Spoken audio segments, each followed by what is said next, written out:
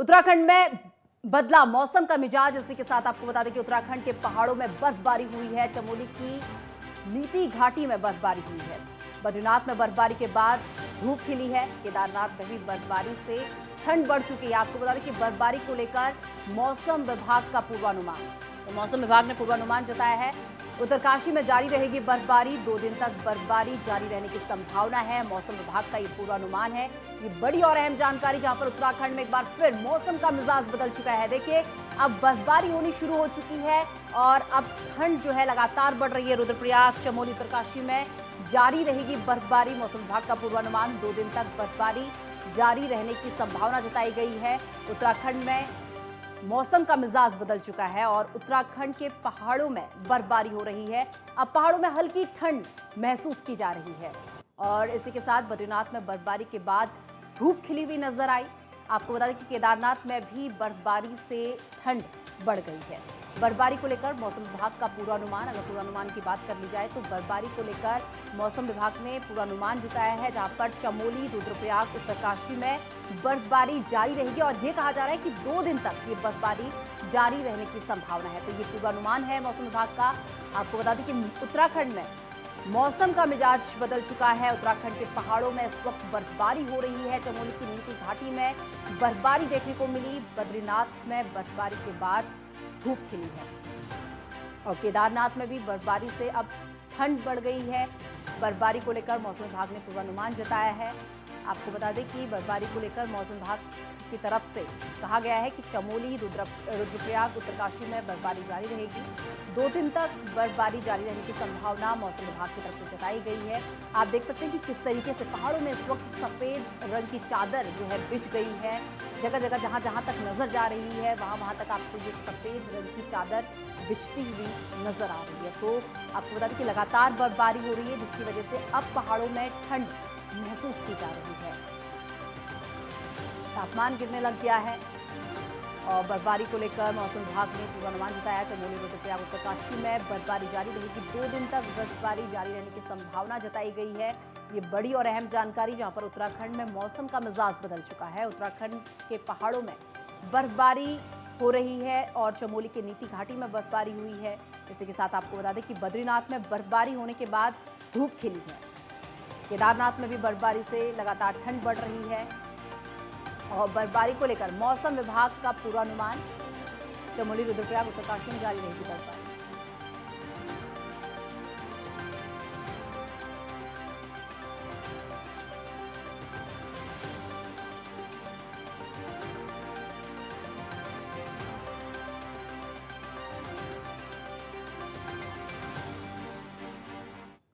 और इस खबर तमाम जानकारी के लिए हमारे सहयोगी ज्ञानेंद्र तिवारी इस वक्त हमारे साथ जुड़ चुके हैं। ज्ञानेंद्र, उत्तराखंड में मौसम का मिजाज बदल चुका है। बर्फबारी लगातार हो रही है, तापमान में गिरावट महसूस की जा रही है, अब ठंड बढ़ने लगी है और क्या अपडेट सामने आ रही है? बिल्कुल, देखा जाए जिस तरीके से कल शाम से जो मौसम में बदलाव है, खासतौर पे जो पहाड़ी जनपद हैं उन क्षेत्रों में देखने को मिला है। चमोली, रुद्रप्रयाग के ऊंचाई वाले इलाकों में जो बर्फबारी है वो खास तौर पे देखने को मिली है और ऐसे में बर्फबारी की वजह से पूरे प्रदेश भर में जो तापमान में गिरावट है साफ तौर पे देखने को मिल रही है। जो पहाड़ी जनपद हैं, चाहे उत्तरकाशी हो या फिर टिहरी हो, पौड़ी हो, नैनीताल हो, पिथौरागढ़ हो, इन इलाकों में लगातार ठंड में बढ़ोतरी हुई है। इसकी दूसरी तरफ देहरादून, हरिद्वार और उधम सिंह नगर जो कि मैदानी इलाका है, भले ही दिन के समय धूप देखने को मिल रही है, उसके बावजूद लगातार तापमान में जो गिरावट है वो आकी जा रही है। और अगर हम देखें तो नवंबर का माह शुरू होते ही जिस तरीके से ठंड की जो कहीं ना कहीं दस्तक है वो पूरे प्रदेश भर में देखी जा रही है और ऐसे में बर्फबारी की वजह से पहाड़ी जिलों में सबसे ज़्यादा जो ठंड है वो देखी जा रही है। और कहीं ना कहीं मौसम विभाग की तरफ से इस बात को कहा गया है कि आने वाले 2 दिनों में इस तरीके की तस्वीरें प्रदेश के विभिन्न इलाकों में तकरीबन 4000 फीट की ऊंचाई वाले जो पहाड़ी क्षेत्र हैं वहाँ पे बर्फबारी का सिलसिला देखने को मिल सकता है। तो कुल मिला के अगर हम देखें तो उत्तरकाशी हुआ, रुद्रप्रयाग हुआ, पिथौरागढ़ हुआ, इन जिलों के ऊंचाई वाले जो क्षेत्र हैं, जो पर्वतीय इलाके हैं, वहाँ बर्फबारी का जो क्रम है लगातार जारी रहेगा। हमने देखा कि केदारनाथ के ऊंचाई वाले इलाकों में लगातार जो बर्फबारी हुई थी और जो नीतिमाणा क्षेत्र है उन इलाकों में भी बर्फबारी देखने को मिली थी। तो कुल मिला के अगर हम देखें तो बर्फबारी जिस तरीके से हो रही है बिल्कुल उसकी वजह ज्ञानेंद्र, से आपका रुख मौसम करूंगी में इसी लगातार बीच। जो बदलाव प्रदीप है। भंडारी हमारे संवाददाता जोशीमठ से इस वक्त हमारे साथ जुड़ चुके हैं। प्रदीप, जिस तरीके से बात कर ली जाए, लगातार अब जो है मौसम में ठंड देखने को मिल रही है, इस वक्त जोशीमठ का क्या कुछ हाल है, किस तरीके की यहाँ पर ठंड महसूस की जा रही है, एक बार पूरी जानकारी। जी निशा, मैं आपको बता दूं कि कल दोपहर से जो ऊंचाई वाले क्षेत्र है वहां पर मौसम ने करवट बदली है। और जो ऊंचाई वाले क्षेत्र है जैसे नीति घाटी की अगर हम बात करें तो वहां पर इस सीजन की पहली बर्फबारी वहां पर हुई है। पूरा जो मलारी क्षेत्र है वो बर्फ की चादर से ढक गया है। वहां पर जो कड़ाके की ठंड वहां पर हो रही है। अगर नीति घाटी की बात करें तो वहां के जो लोग सीमांत क्षेत्र के लोग जो है वो अब गर्म इलाके की ओर उन्होंने रुख कर दिया है। जो शीतकालीन प्रवास है वहां लौट गए हैं, लेकिन अभी भी कुछ ऐसे परिवार हैं जो यहाँ पर अभी रह रहे हैं। कल की बात करें तो कल दोपहर के बाद से यहाँ मौसम खराब हुआ था और उसके बाद बद्रीनाथ धाम और हेमकुंड साहिब और जो भी ऊंचाई वाले क्षेत्र है वहां पर बर्फबारी देखने को मिली थी। आज की अगर बात करें तो आज मौसम काफी सुहाना है। सुबह से धूप खिली हुई है और चटक धूप के साथ जो जहां बर्फबारी हुई थी वहां का मौसम काफी सुहाना बना हुआ है। जी ज्ञानेंद्र, वहीं बात कर ली जाए, लगातार जो है मौसम का मिजाज बदलता जा रहा है और बर्फबारी जो है पहाड़ों में शुरू हो चुकी है। ऐसे में ज्ञानेंद्र, अगर बात कर ली जाए, सरकार की तरफ से क्या व्यवस्था की गई है ठंड से बचने के लिए लोगों के लिए? देखिए, अभी शुरुआती समय है। नवंबर माह शुरू होते ही पहाड़ी क्षेत्रों में बर्फबारी का सिलसिला देखने को मिला है और ये शुरुआती दौर है। और ऐसे में देखा जाए तो जो भी ज़िले हैं ऊंचाई वाले इलाकों की अगर बात कर लें, चमोली हुआ, उत्तरकाशी, रुद्रप्रयाग, पिथौरागढ़ हुआ, नैनीताल हुआ, ये सबसे ऊंचाई वाले उत्तराखंड के इलाके हैं। इन इलाकों में ठंड में बढ़ोतरी होते ही जो नगर निगम की तरफ से, नगर पालिकाओं की तरफ से कहीं ना कहीं जो रैन बसेरे होते हैं उनकी व्यवस्थाओं को दुरुस्त करने के जो निर्देश हैं वो पहले ही डीएम जिलाधिकारियों की तरफ से दिए गए थे और नगर निगम, नगर पालिका उसको कहीं ना कहीं कर रही है। और मौजूदा समय में अगर हम देखें तो जिन जिलों में अगर हम देखें, चमोली का इलाका, रुद्रप्रयाग के इलाकों में बर्फबारी की वजह से सबसे ज़्यादा जो ठंड है वो देखने को मिल रही, तो इलाकों में विशेष तौर पे चौराहों पे अलाव जलाने को लेकर निर्देश भी दिए गए हैं। विशेष तौर पे अगर हम देखें तो जो निचले इलाके हैं, निचले इलाकों की बात कर लें, टिहरी की बात कर लें, अगर हम देहरादून की, हरिद्वार, उधम सिंह नगर की बात कर लें, हल्द्वानी, नैनीताल का जो इलाका है हल्द्वानी की बात कर रहे हैं, रामनगर की अगर हम बात कर लें, तो इन इलाकों में हालांकि ठंड इतनी नहीं है, लेकिन फिर भी जो बर्फबारी की वजह से जो हवाएं चल रही हैं उन हवाओं में कहीं ना कहीं ठंड महसूस की जा रही है। और ऐसे में ऊंचाई इलाकों में विशेष तौर पे निगरानी बनाई गई है। आने वाले समय में इसमें और बदलाव होने की संभावना है, जबकि मौसम विभाग ने बताया है कि अगले 2 दिनों तक 4000 फीट के अधिक ऊंचाई वाले इलाकों में बर्फबारी का सिलसिला जारी रहेगा, जिसकी वजह से मैदान तक तापमान में गिरावट होगी।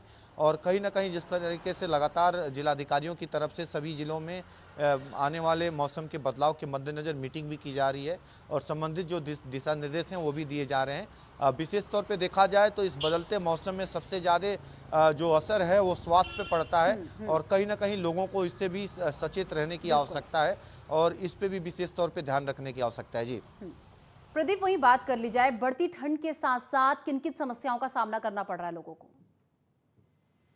जी मैं बता दूं कि अभी नवंबर माह शुरू हो गया है और अगर इस साल की बात करें तो इस साल लगातार जो मौसम खराब हो रहा है उसके चलते ऊंचाई वाले क्षेत्रों में लगातार बर्फबारी हो रही है और निचले क्षेत्रों में भी अब ठंड शुरू हो गई है। और इसके साथ ही बद्रीनाथ धाम की बात करें तो वहां पर बीकेटीसी और प्रसाद नगर निगम की ओर से जो तीर्थ यात्री है उन्हें अलाव की व्यवस्था भी वहां पर की गई है, जिससे तीर्थ यात्रियों को ठंड से राहत मिले।